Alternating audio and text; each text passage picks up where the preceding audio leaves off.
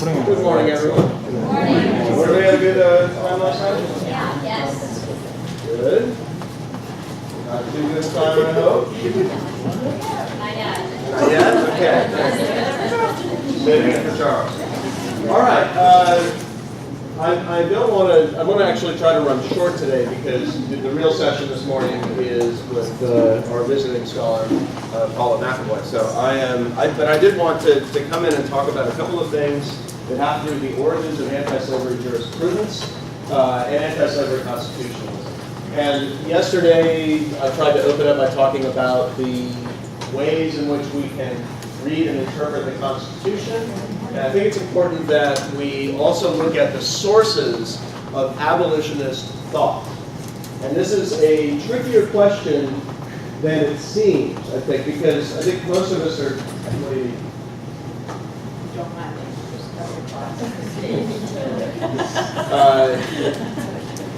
Just just looking at me expectantly. What are you talking about?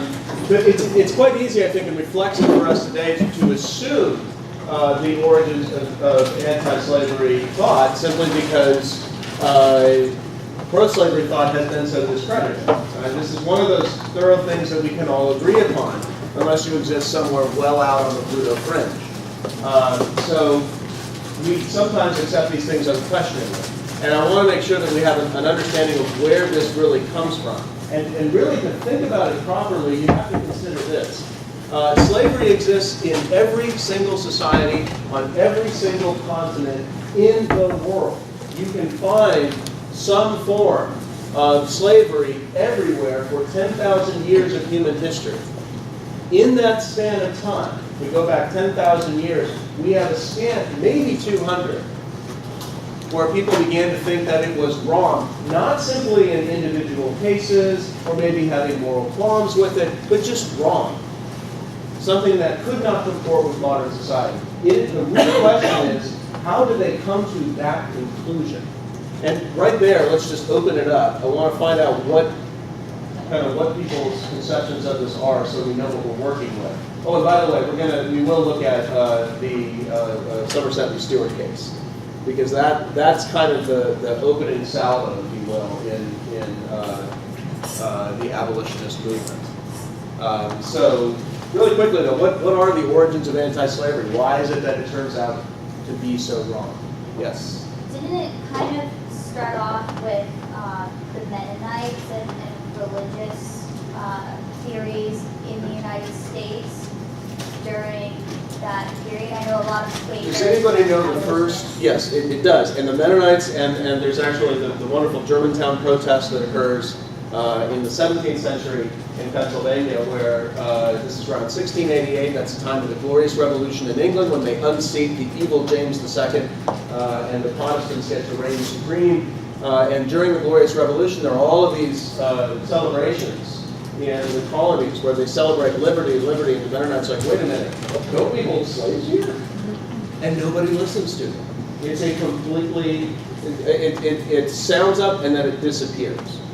There are other religious protests against slavery that you can trace all the way back to the origins of the Americas. I'm sure everybody is aware of the very storied conflict between the Spanish conquistadors and the Benedictine monks about whether slavery should be allowed. So there is an anti-slavery tradition, certainly within religion. Yes? I was going to say, well, speaking of religion, I would think that the anti-slavery movement started with the book of Exodus and Moses and the story of fleeing the Egyptians, and that tradition, the cultural tradition that tied to that religion, sort of seeped into...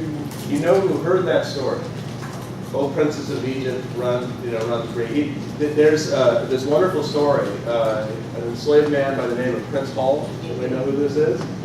Heard that story in church. He was taken to church constantly by his master. He heard this story. He had this revelation. He immediately struck a deal to buy his freedom, which he did, and he goes on to be one of the black founders, one of those people who founded the institutions that are still with us today. Founded Masonic lodges, African Masonic lodges. You can see the Prince Hall Masonic Lodge on Auburn Avenue, by the way. You can pass it. It's a very old Masonic lodge there. So, yes, There is that will become one of the main currents of abolitionist thought. Absolutely. It's another reason why, because the type of slavery changed, where they was no longer, you do your time and then you can get assimilated into the culture. It was more very racialized and it was for life. Yes. There is a fundamental difference, and I'm not covering this, but that needs to be said, is that there is a fundamental difference between the slavery that emerges in the New World with the African slave trade. That is a very different slavery than any other slave society in the European tradition, or even in the Mediterranean tradition, or even in the African tradition. The slavery exists in various forms across this, but nothing, it's nothing like what we see with the African slave trade. And that is its own beast. First of all, it is the most heavily capitalized and organized operation the world has ever seen. When the slave trade begins, the Portuguese are the first to make it profitable. The Dutch take it over in the 17th century, and then the English make it the largest worldwide venture ever in the 18th. And those 3 eras of the slave trade really fundamentally transformed slavery. And it's, by the way, far more complex than even I can talk about, because the typical view of this is like everybody comes over and works on sugar plantations, right? Well, actually, 50% of the people who are brought from Africa end up doing working in the secondary economy and building these societies. They are the first carpenters, the first blacksmiths, the first people that actually build up the Caribbean.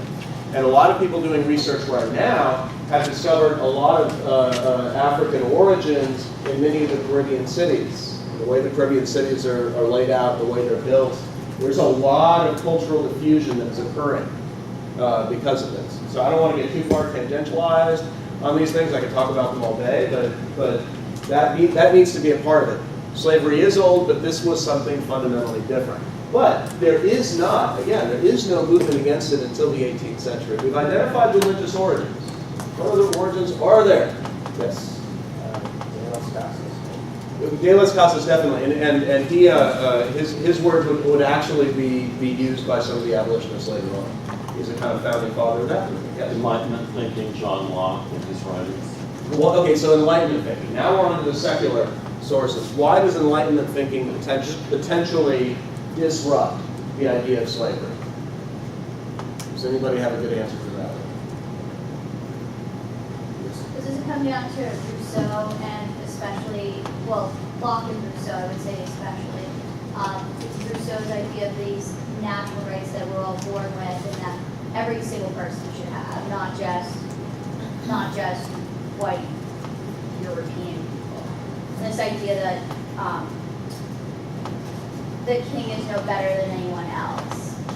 So there is at the root of a lot of Enlightenment thinking is an idea of fundamental equality. Now they do not posit an equality that would be indefensible in any kind of debate. They don't say that we are all the same height.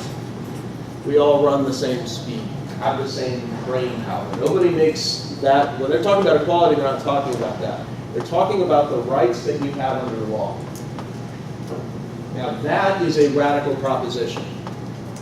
If you are born in the 18th century world, you are born into a law of hierarchies, the law of persons in the 17th and 18th centuries, and this is the way it has always been, fits into these hierarchies. You are either a husband or a wife. You are either a father or a child.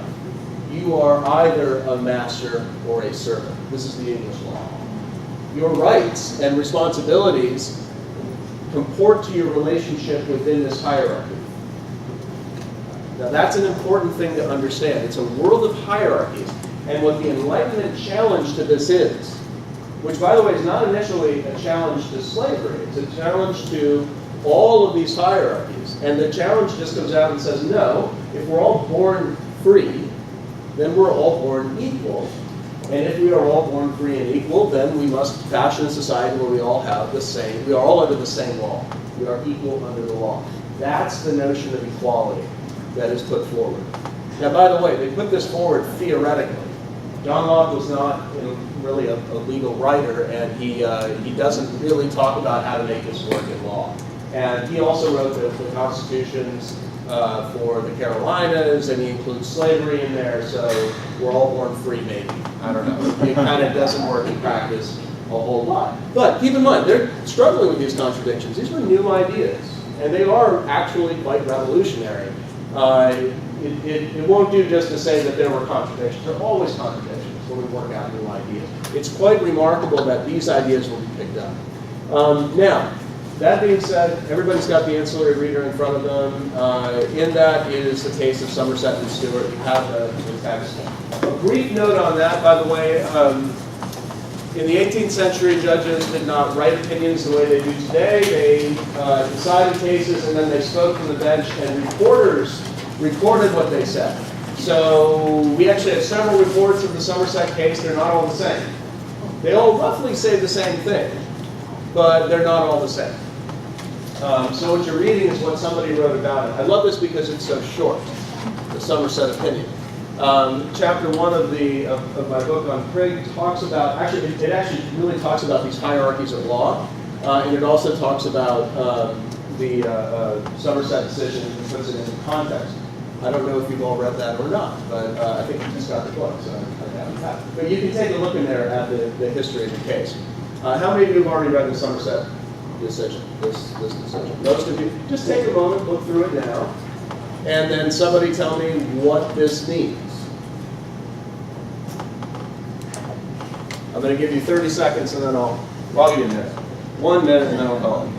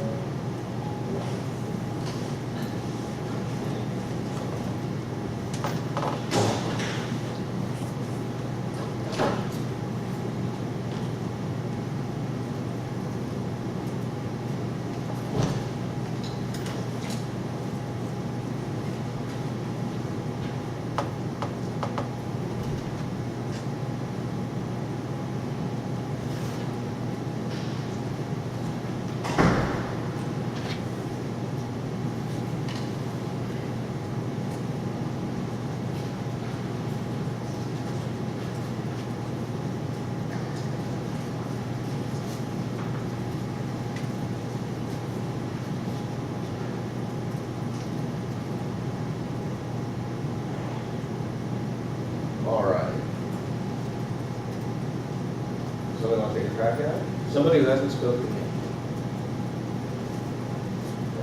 So the basic background is Somerset is a free black man born in Africa, but he is kidnapped, taken to Scotland, escapes from there to England, trying to secure his freedom. When in England, he is in prison, and abolitionists favorable to his cause file a writ of habeas corpus on his behalf, basically trying to force the jailer to explain why this African is being in prison. And the case gets before the board Mansfield.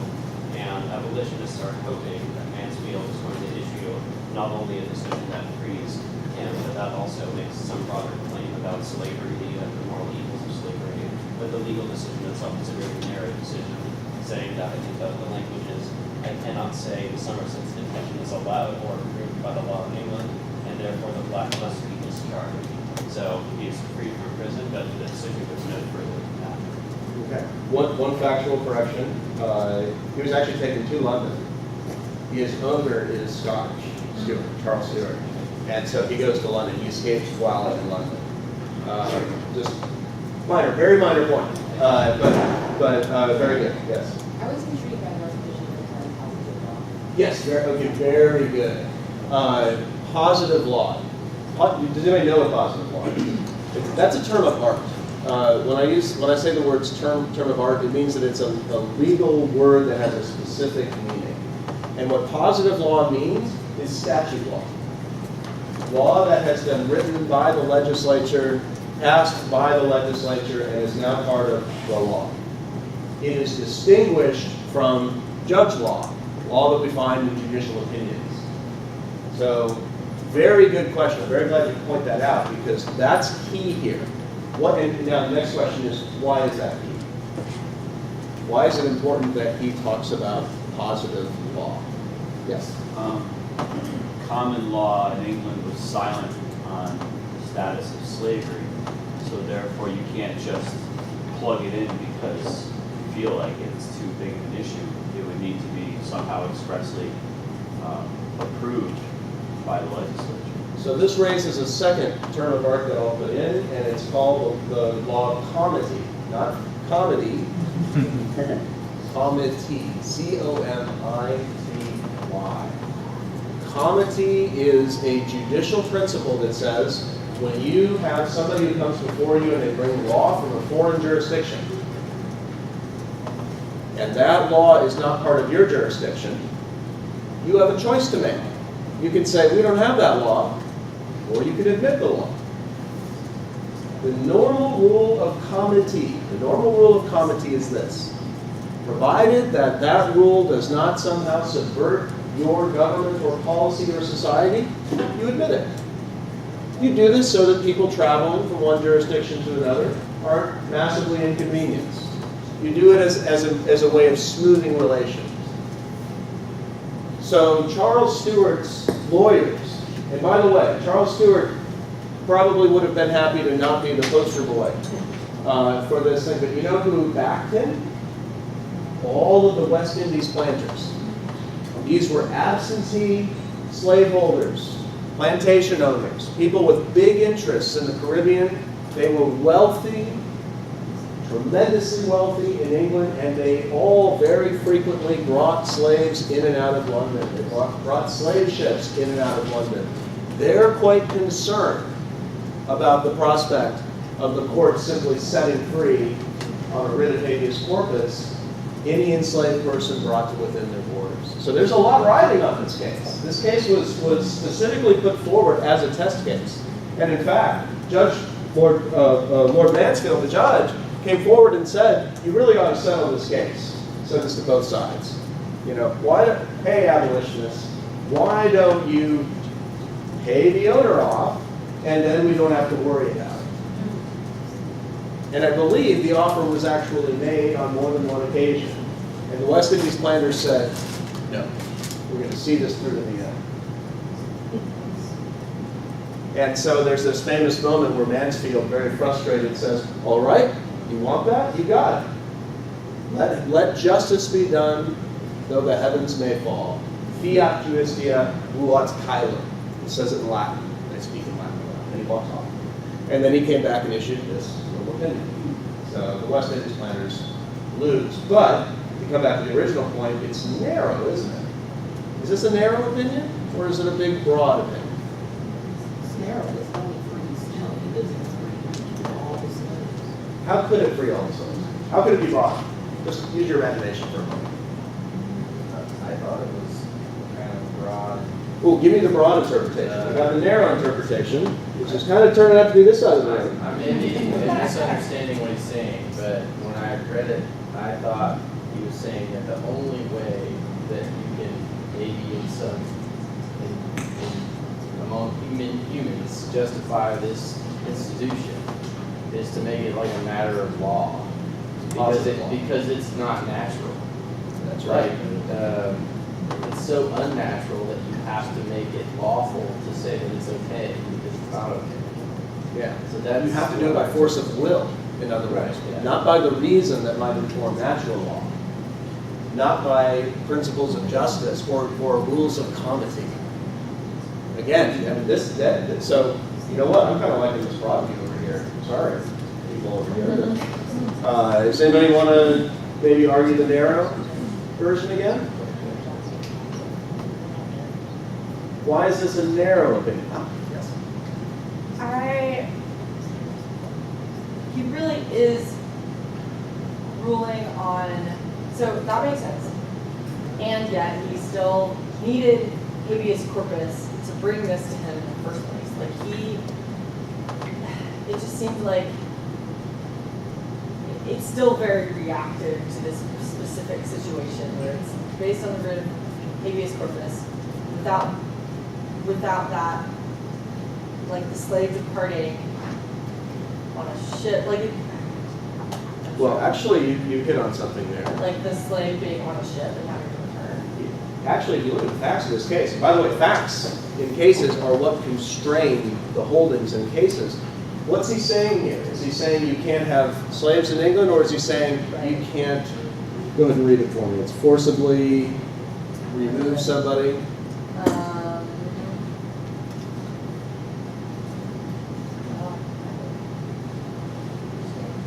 Can't be sold abroad. Yeah, so cannot be forcibly detained. Remember, he's on chains in a ship hold, and he's about to be transported to the Caribbean where he's going to be sold. Yeah.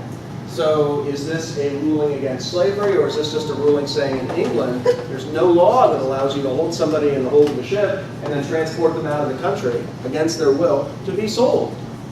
That doesn't fit in our law. Maybe other things do, I don't know, but not this. So you can read it narrowly, but you can also read it broadly. This is a wonderfully ambiguous opinion in that way. Yeah. Well, isn't part of it the very idea that in the very beginning he was kidnapped and reduced to slavery? So if they kidnapped him, like he wasn't part of an initial transaction to. Is that in the slavery? opinion though, or is No, that in that's- my introduction to the That's in opinion? the introduction to the opinion. That's but- my language, that's not Okay. Nancy's language. Yes. So I had to look this up, but William Wilberforce, the English Abolition Act 1833, this has to be narrowed to some of this one person. And we're about 50 years before they abolish slavery in the country, right? Yeah, well, and this, again, we're looking at an anti-slavery movement that really starts in England about the 1760s because a couple of people, chief among them Granville Sharp. And you can read about Granville Sharp in chapter 1 of my book. There's a little thing in there about him. But Granville Sharp has this sort of crisis where he realizes that slavery is dead wrong, and then he wants to do something about it. And actually, the way he comes to his crisis moment is that he finds this man named Jonathan Strong, who's been pistol whipped. He's a West Indies slave who's been brought into London, and his master pistol whipped him and then left him in the street to die. Just left him there. And he finds him and takes him to his brother, who's a doctor, and his brother fixes him up, and he gets Jonathan Strong work, and they're all going about their business, and one day that West Indies planter spots him on the street and says, "Hey, that's my slave, he survived," and takes hands on him, and is going to carry him back. And Jonathan Strong gets word to Granville Sharp, who issues a writ of habeas corpus and gets Jonathan Strong taken away from this man. And he then gets sued for libel by the slaveholder. And he finds himself in the threat of financial ruin over this, and he says, "Oh God, I got to do something about it." And he starts reading about slavery. He ends up writing a bunch of books about it. And so he becomes the very first anti-slavery books in England. And quite curiously, he comes back to the law, and he essentially writes the summary opinion before Mansfield gets a chance to. He says, "Hey, there's nothing in English law about slavery." In fact, he finds a bunch of statements against slavery. So he says, so if we don't have this relation, we are introducing it. And that is an innovation. And the law doesn't like innovation. The law is a conservative force. So we should not be admitting slave law within it. So, Would this, I'm sorry. no, that's fine. Would this lends itself more to the trait of slave versus more so than the archetype of slavery? Because when I read the line, the slave departed and refused to serve, whereupon being sold abroad, it sounds more of, I don't necessarily like the trait of slavery, not necessarily. Now, if you get here, you're a slave, but I'm not going to transport you. Well, okay, so, but that has to do with what would happen afterwards. The question is, what are you authorized to do by the law? Let me give you another example. Let's take the master-servant law in England. If somebody is bound to me as an apprentice, it is my duty to keep this person in check. So if this person's out carousing, drinking, and breaking things, it's actually my fault as the master. So when this person misbehaves, what do I get to do? Yeah, I get to correct him. However that comes out, I get to correct him. By the way, there are limits to this. I cannot harm him to the point where he can't work. I can't threaten life or limb. I don't have that power. I have certain powers as a master under master-servant law. Okay? So I can do that, and this person has no recourse. But if I go too far, imprisoning him on the hold of a ship, then he would have an action against me because I've broken I've essentially departed what I can do as a master. So I don't think in this opinion there's really any reference to, I mean, maybe there is. We don't know exactly what he said. So we don't know if he's referencing the slave trade here to be rhetorical. But the way I read this is that he's saying, look, you're talking about the greatest power on earth, the power to take somebody and sell them. And the law of England doesn't let you do this. You can't hold somebody in the hold of a ship to take them out of the realm for the purpose of sale. Was the slave trade legal in England at this point? Yes. That does seem to be. The that's Royal exact- African Company is running the slave trade by now. But what you just described is exactly like the slave trade. Like you What can't the West take Indies somebody in the planners hole. keep saying, they're like, what are you talking about? We got tons of acts of Parliament recognizing the slave trade. Yeah. We've got, hey, Parliament is up to its neck in corruption and complicity regarding the slave It does trade. seem like- How can you take away this person or any person enslaved one in England? So that's one of the things that makes this a bit of a surprise. Because they certainly thought, the West Indies planners thought they had this one sewn up. And they didn't. They didn't. Yes. This is more of a question, and in the context of slavery, I would find it almost crazy for them to take one person from England to the Caribbean to sell it, but the writ of habeas corpus picks out this one guy on the ship. So that's why when I said, when he's talking about the narrow argument, I'm like, this is extremely narrow. I guarantee you, I can almost think there are more people on there going to church, going to be soldiers with it. Oh, yes, there were. But they can't pick this one guy out. And the entire West Indies interest after this has to go, what are the implications of this? This means that for any slave that arrives in England, now they potentially, somebody's going to file a writ of habeas corpus and they're going to be free. What if you do that for a whole shipload of people? Now, by the way, they're not running the slave trade through Liverpool. But there is in Bristol a port where they oftentimes bring the slave ships. I don't believe that there are actual loaded slave ships that they bring that far north. Almost all of them make the journey directly from African port to Caribbean port, Brazilian port, North American ports. Let me try to go in order. Yeah, I guess I have two questions. One, it seems like the attack is against the captain, so the steward has given up his ownership of Somerset to the captain, right?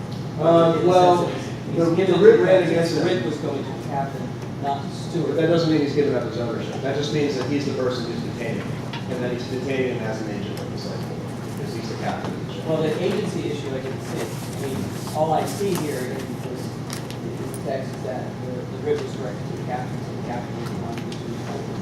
So that's the way the writ works. You direct a writ of habeas corpus typically to a jailer, whoever has the possession of it. So you But the direct captain it. isn't a jailer. I beg your pardon? The captain is not a jailer. Oh, he's the captain of the ship. He's the captain of the ship. Right.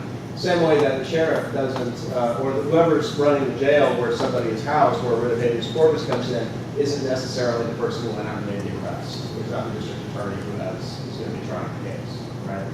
So there's no transfer of ownership. Right. So my second question dealt with Sharps. Sharp, what you said was accused of libel, right? Why would he be accused of libel?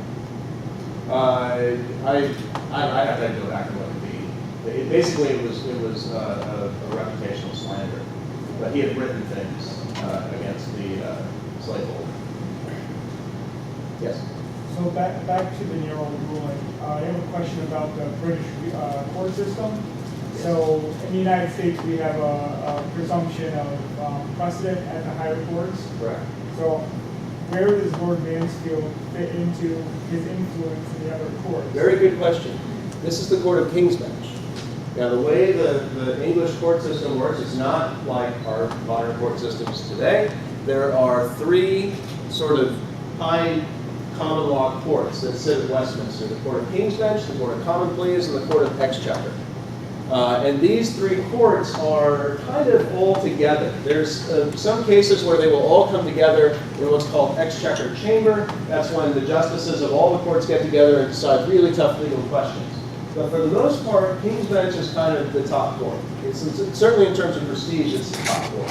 So this is the most celebrated English jurist of the 18th century, at the time as well as today. The most celebrated jurist of the 18th century in what is really the most prestigious common law court. issuing a ruling that will impact everything, and this is important, within the jurisdiction of the Court of King's Bench. And that jurisdiction extends to England. By the way, not to Scotland. And it does extend to some parts of Ireland, but only by statute. It does not extend to the colonies. King's Bench does not issue a ruling and then all the courts in the colonies say, okay, that's a precedent we've got to follow. Now, it's more Mansfield, and everybody in the colonies is, undertrained and provincial.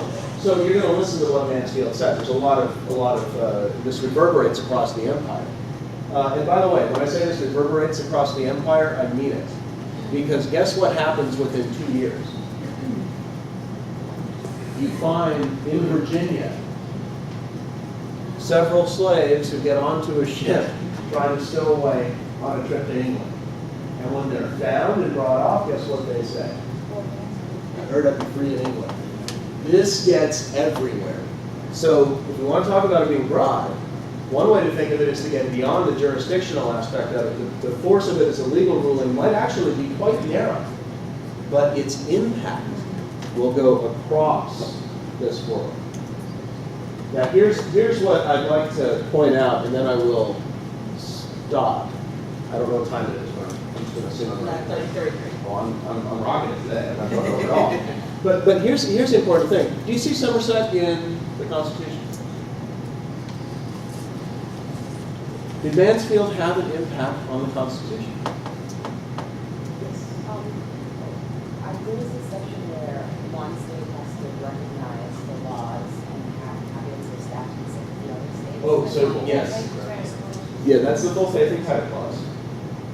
And actually, the full faith and credit clause is a comedy clause, right? I mean, that's the idea that we're not gonna have 50 states where you kind of carry your paperwork around. So once you get things done in one state, they're going to be recognized by all of the states. Not the clause I was thinking about, but you're in the right section. Article 4. Yes. I was thinking of the fugitive slave. Fugitive slave clause. Why is that? As a way to discount this rule. Ah. Like, What say- is the fugitive slave clause? Say, no, I can detain somebody and bring them back or take them somewhere else if they're a slave, whether they committed a crime or not, it's irrelevant. And what does the fugitive slave clause state? If you have it there, you have to pull out the pocket constitution.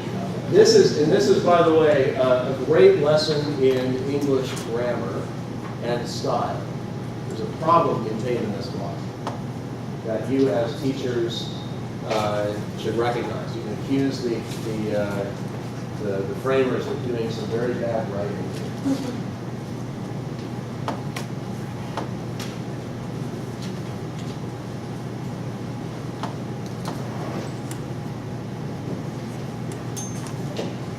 Everybody got it out?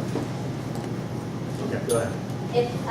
If any person bound to service or labor in any of the United States shall escape into another state, he or she shall not be discharged from such service or labor in consequence of any regulations subsisting in the state to which they escape, but shall be delivered up to the person justly claiming their service or labor. So you've read from the convention notes, that's the Right. first draft. That's not the final draft. Right. One thing that I'd like to point out, that whole justly deserving their labor, or was it justly claiming their labor? Justly claiming their service or labor. Yeah, that gets asked. Yeah. Because they don't want to think that any of this is just.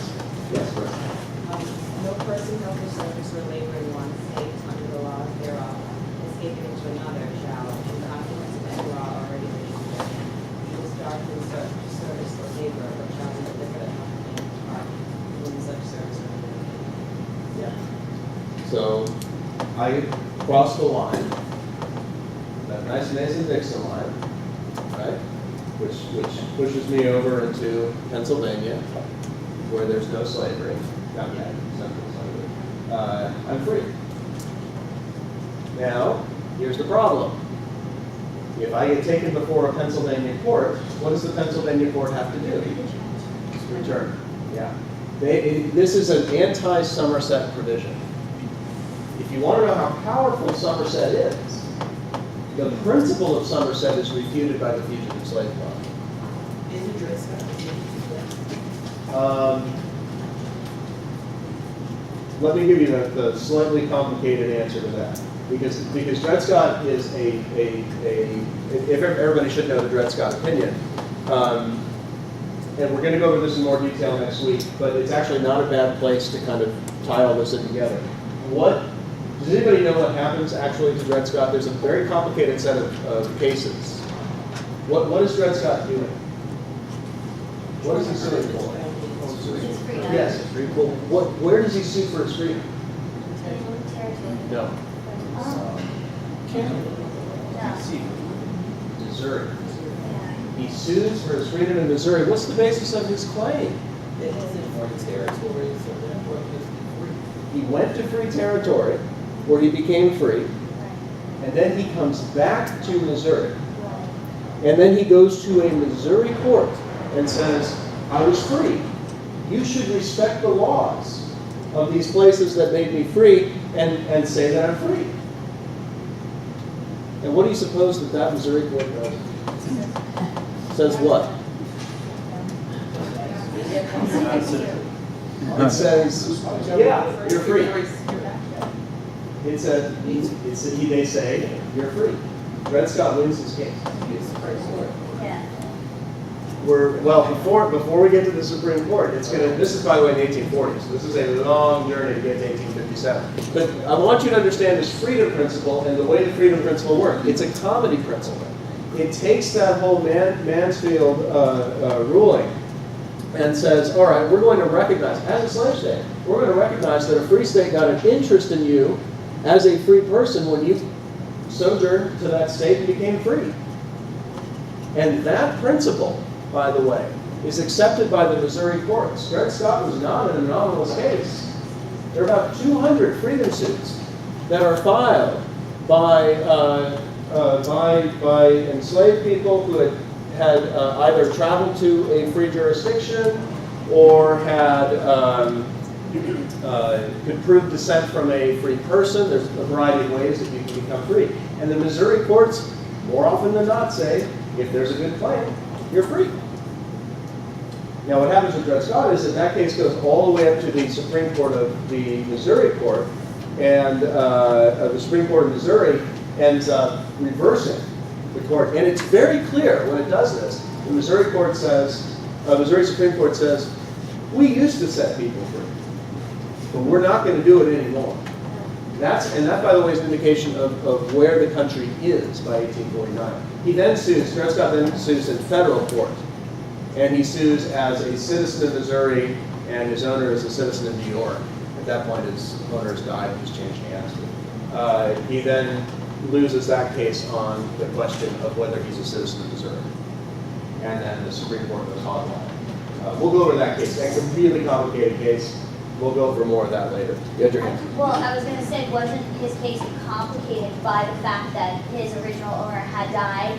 And then I thought That's what makes the second round of cases. And I thought there was something where the original owner that he had actually freed him in the will, but then the wife of the owner had decided that he shouldn't be free and said, no, you're not free really. And that was a complication in it as well. Yes, and remember there's two different sets of cases. Right. For our purposes, I would like everybody to know that the freedom suits that we see in Missouri, we also see in Maryland, we see in Alabama, we see in Tennessee.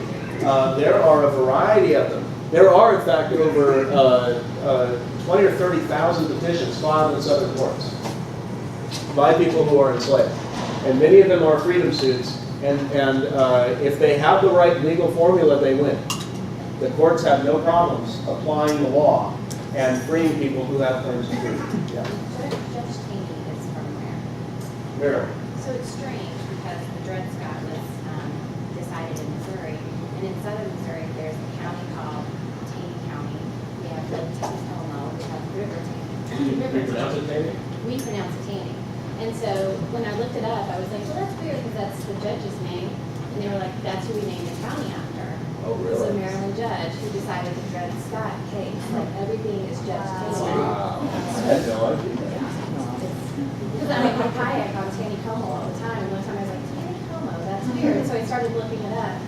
And I was like, what does this have to do with, I'm not an historian, I'm an English teacher. And then I was like, wait a minute. So we're so impressed with this judge that we named the whole town and everything in it. I have, girl. Okay.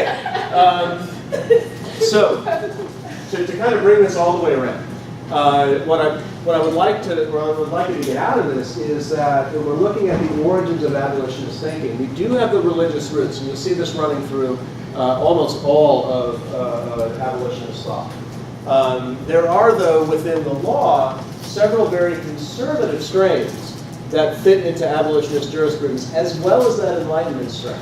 I mean, the Enlightenment strain is definitely there. You can't go around quoting Enlightenment literature and not start questioning the foundations of slavery. But actually, Granville Sharp and other abolitionists come to it from the other way. They point out that slavery in English law is unknown, that it is an innovation, and that innovations are necessarily bad. We want to conservatively go back to the old way of running things. And that's a very different argument than the Enlightenment argument that we should free society and make everybody equal and remake society anew. So these are tensions within the abolitionist movement. When we do get, and I hope now as we move into the further sessions, you'll take some time to look at your roll sheets, because next week we will be engaging in debates, and that's where the nuances in these positions really have to come out. So you need to start thinking about where your character fits along the spectrum. And of course we have people who are along the spectrum of the defenders of the Constitution, and people who are going to be along the spectrum of abolitionism. And we all have to sit around and debate the meaning of the Constitution, which means that we need to understand how these different points diverge from one another. Yes? At what point, I was thinking another strain would be the experience of the slaves themselves. Absolutely. At what point does that become more public? Where people okay, are that's actually... a great question. There's really, let me give you the kind of broad view answer to this, because it's a literature question. It's a literature question. Do you want to know why everybody thought the slave trade was bad by the 1780s? There's the narrative of Ula de Equiano, and Equiano's narrative has this huge description of the slave trade, which matches, by the way, the descriptions that are written by slave ship captains. Now, captains, they've done all this work thanks to the slave trade database. Transatlantic slave trade database, great resource. You guys should. Yeah, I will. But this is an Emory University project that they were doing when I was back in graduate school, and it's now fully available on the web and free to everybody. It's absolutely fantastic. But they have all this wonderful empirical data, and one of the most startling facts is that slave ship captains, it's a very lucrative thing for a captain to do, but they don't last. Nobody lasts more than 3 or 4 voyages. They can't keep doing it. They will walk away. This is such a horrid trade, in other words. It actually impacts probably the hardest group of men there are out there. You know, the captains of ships who are out at sea all the time. It's a horribly brutal world in the best of conditions. They can't handle the slave ships. And they publish their accounts. And there is, beginning with Granville Sharp and others, this move to bring all of these things out. So the slave trade is demonized in a way that really resonates popularly. Now, this continues. There are other great pieces of literature that are published. Some of them, by the way, are in your ancillary reader. In the United States, after the Constitution well, it actually goes back before that as well, but certainly right up through about the 1820s, 1830s. And then there's this explosion of abolitionist literature in the 1830s. And this is where William Lloyd Garrison founds The Liberator, and they bring together all of these immediate abolitionists. These are the ones who say, stop talking about compensating slaveholders, stop talking about gradual emancipation, and stop talking about colonization. Free your slaves now. Eliminate slavery altogether. wipe it away from the law books, and do it because it's the right thing to do. And they're motivated by a very, very Protestant evangelical strain. So they, their whole idea of immediate is actually a very religious one. It's an unmediated sort of relationship. You must do things without the assistance of the state. And one of the things that they do, they settle on this wonderful propaganda campaign. And they use the literary trope of the trial. They are going to put slavery on trial. And they use that and this is great, by the way, for all my ELA teachers in the room. They use that trope over and over again. So what do you have in a trial? First of all, you have arguments. You don't have philosophical arguments, you have persuasive arguments. So they put forward these persuasive arguments, and then they say, we are going to show you what slavery is. And what else do you have in trials? Witnesses. So first and foremost come up the enslaved, and they tell their stories. And there is this new genre of slave narratives that come out. In some cases, they are taken as transcripts and put out by other people. In some cases, they are put out by people who can write. And they get as much of this information out. And it actually goes even deeper than that. They do speaking tours where they take former slaves with them. This, by the way, runs into all kinds of problems because in much of the North you have a quite racist society. So they don't, well, you can stay here, but he can't stay here. At which point, by the way, the abolitionists make a very conscious choice. Part of the second wave abolitionism. They stand for equal rights. So they demand, no, we both stay here, or we both eat here, or nothing. And they push this constantly. And they have people tell their stories out directly to people. So this is the beginning of a very different kind of literature, and a very different abolitionism. Yes? Wasn't, though, there was still some conflict within the abolitionist movement in terms of women? Because I know Sojourner Truth at one point was one of these people who they would take on the speaking tours. And at one point she wasn't even allowed to speak at an abolitionist rally because she was a woman. You're 3 sessions ahead of us. We have a whole one dedicated to women's rights and abolitionist rights. But you're right. We're right there. Thursday afternoon. Yes. I have a question. When I was in high school, I was learning about slavery, like little passage, and what happened on the ships. That I remember that, but it was not just I was in college that I started reading slave narratives, and what always struck me was the discrepancies in the domestic sphere, what people did, like women, wives, husbands, and the interrelationships between slave masters and their children, miscegenation. Like I just thought that the slave narratives added that, like showing average white people to be really brutal. And I wonder about the impact on like popular international strategy like beyond this, as described by the slaves. So yes, and this was you can imagine the reaction. Well, maybe you can't. What was the reaction from the South? Remember, by the way, the abolitionists start this up, 1833, 1834, and then guess what they do in 1835? They say, let's mail all of this southward. So they put all of these abolitionist pamphlets into the mail, and they send them south so that they can be distributed amongst the people so they can read about slavery from the perspective of the enslaved. Does anybody know what happens? Yeah. Wasn't there a gag rule put into place at that time in law that you couldn't distribute pamphlets and literature? The gag rule, okay, so yes and kind of. And the gag rule refers to Congress, because the other thing that abolitionists do is they flood Congress with pamphlets, or excuse me, petitions.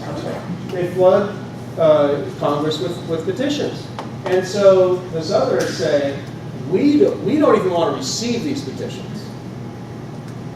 Now, by the way, what part of the Constitution speaks to petitions? The First Amendment, thank you. People forget this, but the right to petition is a First Amendment right.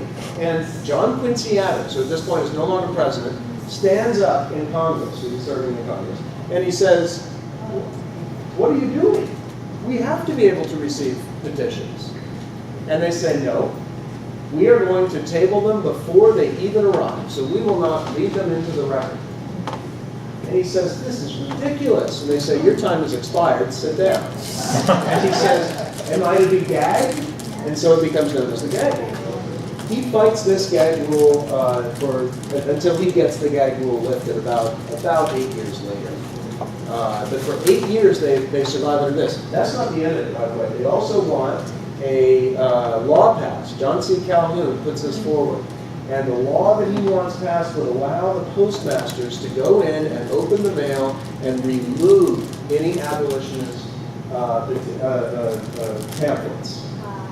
And in this way, they will be able to censor the abolitionists. In every southern state, they passed laws that make the advocacy of abolition illegal. It is essentially attempting insurrection, and therefore it is treason. They describe it as such. And this means, by the way, that they pass these laws, and then they all pass resolutions, and they send those resolutions north, and they say, now, Massachusetts, pass some laws against the abolitionists too. It's your duty. Wow. And Massachusetts returns a reply, no. At one point, the New York governor is hit with an extradition request for Lewis Tappan, another abolitionist. Lewis Tappan had been publishing against slavery, and the governor of Alabama says, we are going to try him for treason because we found his pamphlets in Alabama. So it sends the extradition request. Send Lewis Tappan down here for trial. And the governor of New York says, he's not in Alabama. He never fled Alabama. He's not a fugitive from justice. So, no, we're not going to do it. But that's what's happening in the 1830s. All this from that one question about, what role does the slave literature play in this? It plays a huge role. It is maybe that, that spark that really blows up the powder in the 1830s game. Just to go back a little bit, you talk about the slave traders writing their accounts, and was there a purpose for some of those people writing that, or are these just like journals, or what? That's a really good question too. The answer is that that's when abolitionists are starting to take this on as a cause. It's not the first moral cause in English history, but it is one of the first. It's the beginning of a kind of humanitarian revolution where people devote their lives to various things. And this was one that people picked up. So when people are agitating against the slave trade and they find people who are willing to testify against it, that's when they actually begin publishing. So you need backers, and you need money to print. I mean, so they've got to go and find some CEO of Google to wherever to give them the funds to be able to do this. By the way, the rich people in the 18th century who do this are oftentimes Quakers. For some reason, the Quakers are the wealthiest people in England. They are the technocrats of the society. They've got all the money, and they start funding a lot of these projects. So it's kind of curious. So you mentioned the private funding. I want to know in that first wave of abolition, the role the press took in England in promoting this idea, like the Brooks, for example, or just the use of imagery to try and create a popular abolition movement. It's okay. So they really get going post this period, and in a lot of ways, Somerset probably really gets it going. And I mean, I'll just be honest. I'm not that I really couldn't answer you with any amount of specificity. I know that the press becomes very important there, and that the Americans learn quite a bit from it. So there's a much stronger abolitionist press than in the United States even. In that first wave of abolitionism from about 1770 through 1830, the press plays a big role in that as well. And very importantly, and again, we'll be reading them, so do people like not just Prince Hall, but Absalom Jones and James Forten. They put forward some of the most important constitutional ideas about abolition and the Constitution. Beginning, by the way, in Congress with petitions to end the slave trade. And there's a very famous one that arrives in 1790. Now, do the math here. We have a Constitution drafted in 1787, ratified in 1788, which means, by the way, that you have to hold elections. So Congress meets for the first time in 1789. Okay? When does our first abolition petition hit the tables in Congress? 1790. It doesn't take long. And guess whose signature is on this petition? Benjamin Franklin. He was at the Constitutional Convention. He knows that Congress has a direct prohibition to banning the slave trade, yet he petitions, or puts his name on a petition, asking Congress to do just that. And if anybody was unaware at that point of how divisive this issue would be, then they would be after that. Because the South Carolina representatives pound their fists on the table and say, this is an affront to Southern art. You are asking us to do things the Constitution doesn't allow us to do. In fact, says William Smith of South Carolina, we can't even discuss this issue. The Constitution doesn't even allow us to discuss the slave trade. At which point James Madison says, but it allows us to tax it. Are we going to do that without discussion? You know, they actually have this debate. And in the end, they just table the petition, and they decide that they're going to immediately table all anti-slavery petitions. So, but they're already dealing with it in the 1790s. And I want to be very clear about that. This was not an issue that suddenly sprang to life with William Lloyd Garrison in 1833. It is an issue that is front and center in everybody's mind. From the very first moment that we have done. All right. So, other thing, and I will walk away, but I do want to get everybody's attention onto the Slack channels. I'm actually posting 19th century newspaper articles on there under a 19th century news channel. So if you feel like waking up and being a 19th century person and reading the newspaper, you can read an actual article from the 19th century that I put up there. All of which will have to do with things we're talking about in this instance. Okay. Thank you all.